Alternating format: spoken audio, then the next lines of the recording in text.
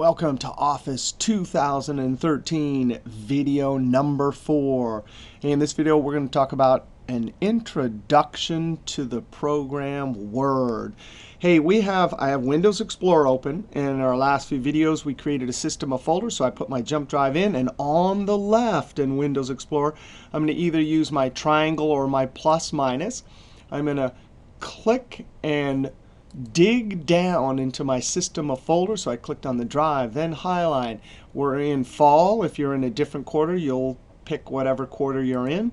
But what we're after is our class 216. Notice I'm clicking, digging down into our system of folders. Since this is a class/video project, I'm going to go to class notes. Whenever you do homework from the textbook, you save it here. Click. We're going to go to Word and click. So now I've selected O2 Word in class notes. I have nothing here. That's because we're about to create a Word document. I'm going to go down to my taskbar and click on my blue W.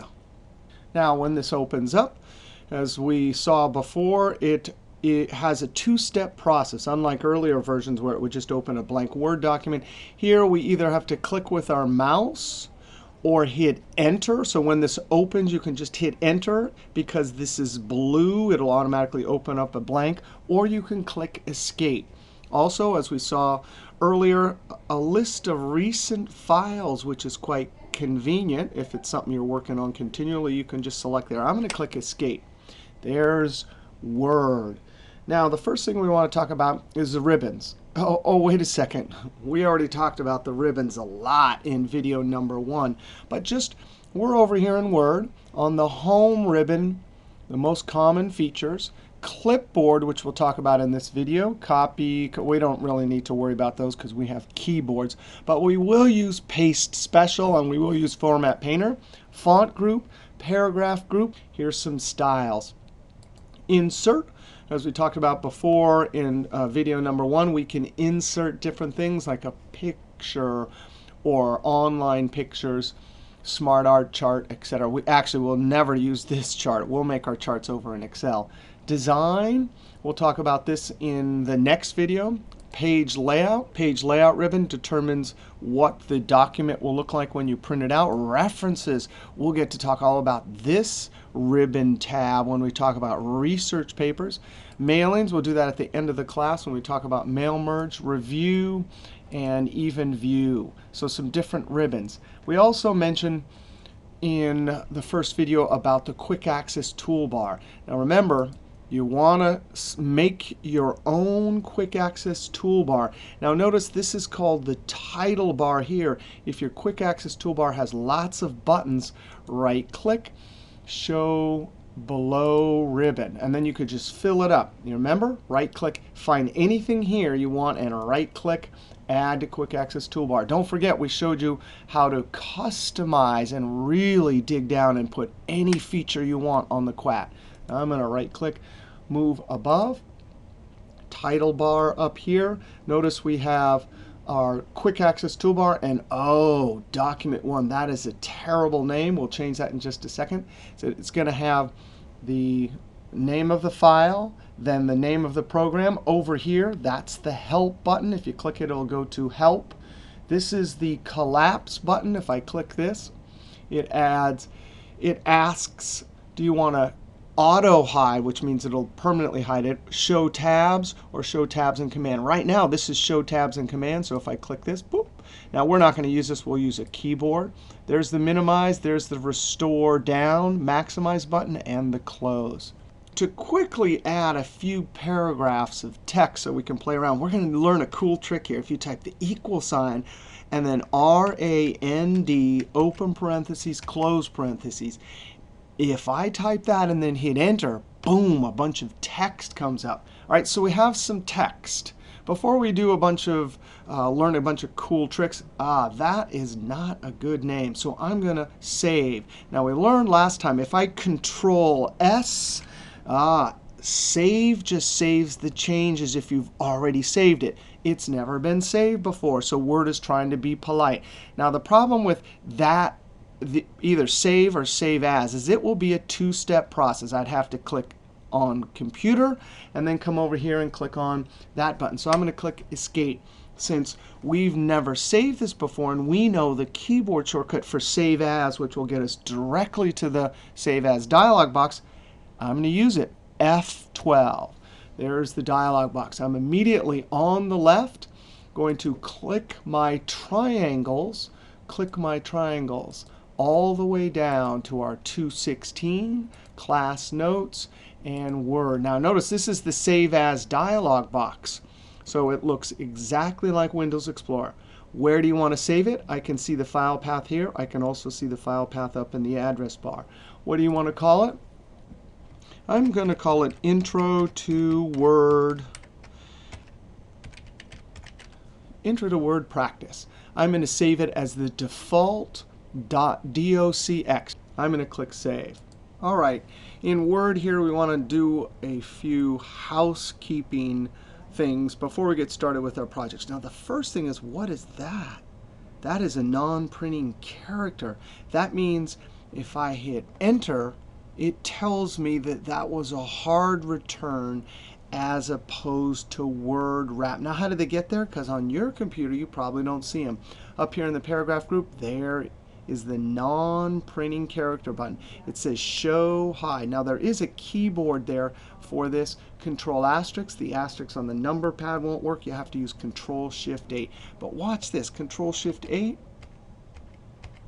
They toggle on and off. They will not print. They're just there for your information. Now, this button here, notice when I click it or use the keyboard that it's not blue. When it's enacted, it means blue. That's true for all the features. In earlier versions, that used to be orange or yellow color. But non-printing characters, most people think they're annoying, but they give us great information. Let's look at an example. I'm going to hold Control and roll my wheel to zoom in. And I'm going to wheel down. Let's type a sentence, and I'm going to start by hitting the Tab key. Notice it gives me an arrow. That's the non-printing character for Tab. If I turn the non-printing characters off, Control Shift 8, you can see, boom. They're there for our information. That means how was this Word document created? I used a tab there. Let's type a sentence. So as I'm typing here, you can see right here when I get to the end,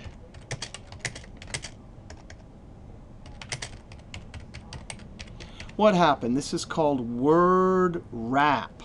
Word wrap automatically happens, so it's not until we hit Enter that we get a new paragraph. All right, so this paragraph was created. Notice we have a tab. There's little spaces between each word. And then here's a hard return. Now, 1, 2, 3, 4, 5, 6, 7, 8, 9, 10, 11, 12, 13, 14, 15. The dog. And now I'm going to accidentally type an extra space, the dog, and then hit Enter. Now let's turn these non-printing characters off, either up here or Control Shift 8. The problem with this is if you come and look at this document, if those non-printing characters aren't turned on, you don't know how someone constructed this document, right? Why is that blue line there? Well, you can sort of see visually that there's a space here. But here, I don't know if that's a tab or space. Control Shift 8. So it gives us good information. In just a second, we'll look at a couple other housekeeping things, and we'll see another great example of why non-printing characters give us useful information and help us when we create our Word document. Now, the dog went home. There are a few ways we can delete some text. And we just want to remind ourselves about backspace and delete. Backspace and delete. Delete. If I hit delete, it's going to delete whatever's to the right.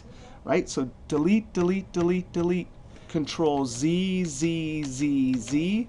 And backspace will go delete everything to the left. Now I know most of us know that, but to make sure we're all on the same page, that's important. Backspace and delete are not the same. Backspace deletes from the left. Notice I use the word delete. And delete deletes stuff from the right. Control Z, Z, Z. Now we also want to remind ourselves about some keyboards. Now we, in the Windows video, talked about how the Alt keyboard shortcuts work. Now if I wanted to print this out, I would probably go to Page Layout, and then in the Page Setup, if I wanted to get to all of the options, I would click on this what's called a Dialog Launcher, Page Setup. Now if I do this day in and day out, I am working in Word all the time, and I'm always doing Page Setup. Instead of taking your mouse and doing it that way, you can hit the Alt key, Alt. And when you hit Alt, what Microsoft has done is they've put these screen tips. This helps you teach yourself how to do a keyboard.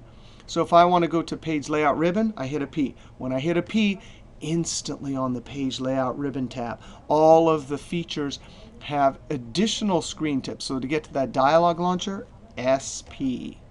Now, the thing is, when you do it the first 2, 3, 4, 5 times, you're looking Alt, and then I'm looking for a P. And then I'm reminding myself from that screen tip, SP. But after you do it 4 or 5 times, it's like this, Alt PSP. And that is fast. The Alt keyboards are intended for your own personal collection of keyboards. Control C, Control V, those are for everyone. Everyone should know how to do those. But because so many of the features some people never use, and some of the features people use all the time, that's how you teach yourself your own Alt keyboards. Now we want to talk about navigation. I want to talk about the navigation keys. Those are the arrow keys and the home and page up, page down.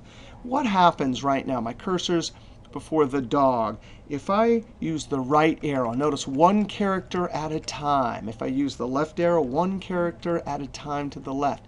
If I use my up arrow, up, up, it goes up one sentence at a time. Down goes down one sentence at a time.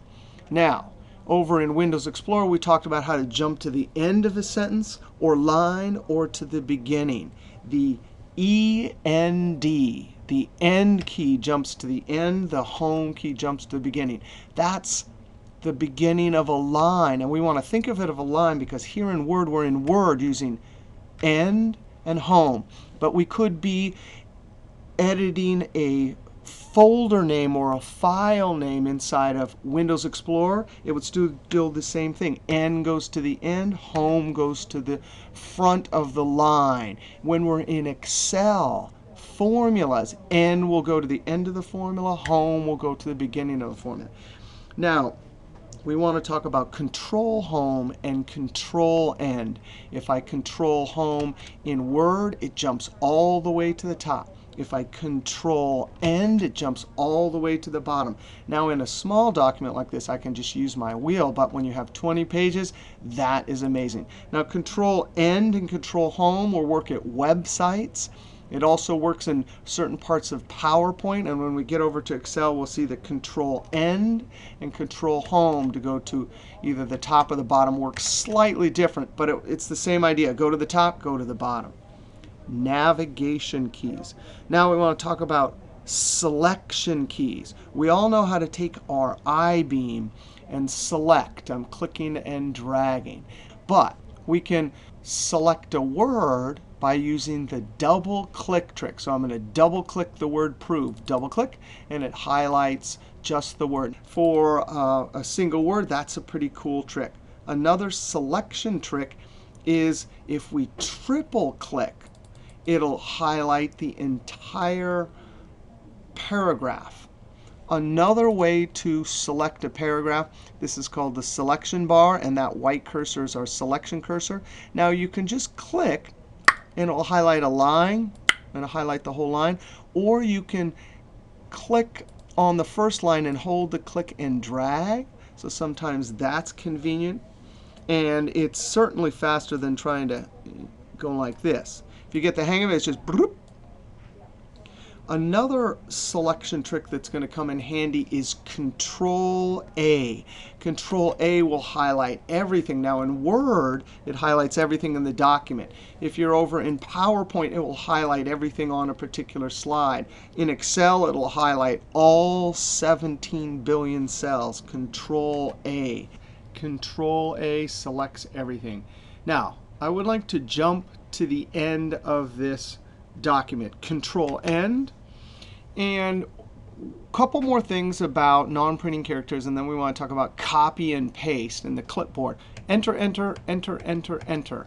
Now, if I had didn't have the non-printing characters turned on, Control-Shift-8 to turn them off, or back on the home ribbon. If you open this up and look at this, you might think, hey, this is the end, right? But Control-N, boop, will jump, and we can see there's something going on here. We're not quite sure what, whether it's spaces or tabs or enters. But turning our non-printing characters, Control-Shift-8, shows us we have a bunch of extra hard returns there. I want to get rid of these, Control-Z. OK, copy and paste. I'm going to type a sentence here. The dog picked up the funny bone, and enter. Now, for this next copy and paste example, I want to turn the non-printing characters off and run into trouble and see how non-printing characters, yet another example of why they're useful. Let's just say I want to highlight and copy funny bone. So I'm just going to highlight it and Control-C. Now, Control-C loads it, and if I go somewhere and Control-V, it'll paste it. But I want to open up the clipboard. Now, you could use the dialog launcher in the clipboard group, and you could see that it's there. Or if your options in the clipboard are so that Control-CC opens the clipboard, and I'm going to clear this. If I Control-CC, I can see that it not only copies it, but it opens the clipboard. What's nice about that is we can then load up the clipboard. Right now, there's only one item. I'm going to double-click the word dog, Control-C to copy. Double-click the word home, Control-C to copy. I see that I have 3 items over here. I'm going to click at the end of that sentence and type enter. The cat has the. Now what I'd like to do is paste funny bone right there and continue typing. But watch what happens when I click on the funny bone. Watch the cursor here. Boop.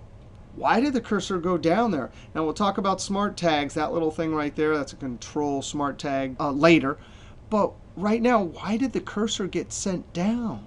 The reason why is when we copied up here, we copied the hard return, that non-printing character. So let's turn our non-printing characters on, Control-Shift-8. And now, with your I-beam cursor, you can click and drag and try and get just the funny bone text. Or if it's hard, because sometimes it's hard, you keep getting that hard return and you can't quite get it, you can use your Shift selection trick. So my cursor is right before F. I'm going to hold Shift and use my arrow. Arrow, arrow, arrow. So I'm using my right arrow as I hold Shift to highlight one character at a time. The nice thing about this is if I go too far, now I can go the other direction with my left arrow. Once I've selected just what I want, watch this. I'm going to copy this. See, we have 3 things over in the clipboard. I'm going to use Control-C immediately. I see it over here. And notice there's no difference. I can't tell which one has the non-printing character and which one doesn't. Now, I'm going to delete this. If I try this one, boom, the cursor goes down. Control-Z. But if I try this one, this is the one when I copied, I was careful. I had my non-printing characters on, and I didn't copy that hard return. So when I click it, the line is still there. My cursor is still there.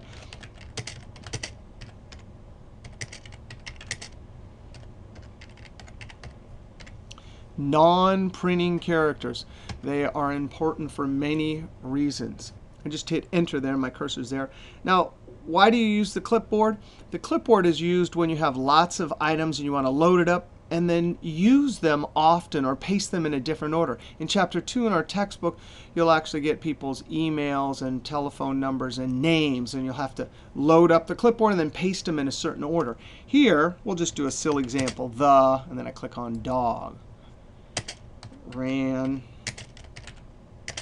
And then I'm going to click on the correct funny bone. So you see you can load things up and then paste them in any order or go back and get them multiple times. Now let's talk about this little control smart tag. Later we'll see some great uses for it. But this particular smart tag will only show up when you copy and paste. I'm going to come up here and double click dog and add a font color. So if I copy this now, Control C, it doesn't show me the font color. When I try to use it over here, space, if I select dog, or just Control V because it was the last one, this Control Smart Tag pops up.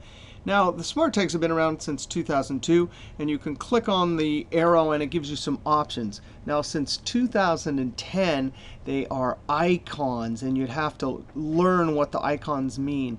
I don't want the font, but notice what it says there, keep text only, so I'm going to select that. Now I'm going to Control Z. The reason it's a control, I undid it with Control Z. Now I'm going to paste it again, either using the clipboard or Control V. It says Control because now if you hit Control, it will open up this smart tag. And if you know that the T there means paste text only, you can do Control T, and it will enact that particular paste text only. I'm going to do that again. So it's Control V to paste, and then Control T. Most of the time, this is not used frequently enough to memorize those. So then you just look here and notice that, oh yes, there's the text. Another feature that has to do with formatting. If I come up here and double click Went, whoa, this is called a mini toolbar. I can access some formatting. Now what they did is they tried to put the most common formatting right close in, because you could change the font size, the font color, and other similar items. That's called a mini toolbar. When you click somewhere else, the mini toolbar goes away. So to get the mini toolbar, highlight a certain amount of text, and it will pop up. Now, two more things about formatting. We want to talk about font or character level formatting and paragraph level formatting. In Chapter 2 in our textbook, we'll actually talk about the 3 levels: font or character level formatting, paragraph, and then there's a third type of formatting called section level formatting. But let's just quickly look at the difference between font or character and paragraph level formatting. Notice I have the word street highlighted. In order to apply font or character level formatting, you have to highlight everything that you want to get the format. So now I could come up here, apply font. I could use a keyboard for bold, Control B. That's font or character level formatting. That's different than paragraph level formatting. In fact, I should have done it up here. I'm going to double click the word document, Control B. Double click, use my mini toolbar, character or font level formatting. I had to highlight everything. But paragraph level formatting, guess what? This whole thing is considered one paragraph. I can see it's one because I don't see any hard returns on the first 2 lines, only the 3rd line. That means any of the paragraph level formatting, like alignment, if I click, boop, the whole paragraph gets it. So I don't have to highlight the whole entire paragraph. Just be somewhere inside that paragraph. Next chapter, Chapter 2, we'll see some great tricks that'll involve paragraph level formatting that'll really speed up creating a document. All right, one last thing. We want to talk about the status bar down here. So the status bar, there's a status bar in Excel, in PowerPoint also. All of the status bars in all the different programs will have these different icons for views. That's Read View. This is Web Page View. Later in a couple of videos, we'll see how to save as a web page, and this is an automatic view. Most of the time, you want to be in Print Layout View because it definitely helps you see exactly how the document will print out. I'm going to close this clipboard here. So if I Control and roll, see, I don't want to use this slider here. I don't know. I just got in the habit of Control and roll. I can see exactly how it's going to print out. Now, the status bar in Word is great because it'll tell you how many words there are, 300 words. And I can highlight, and it says, hey, that's 6 of 300. Also, it'll tell us page 1 of 1. If there's 10, it'll say 1 of 10, 2 of 10. Later, we'll see how to create sections. It'll also tell you which section you're in. All right, so we saw a lot about Word. We talked about ribbons, the quat, the title bar. We talked very importantly about non-printing characters. We talked about some navigation and some selection tricks. And then we talked about some formatting, levels of formatting, mini toolbar, the smart paste tag, and even the clipboard. All right, we'll see you next video.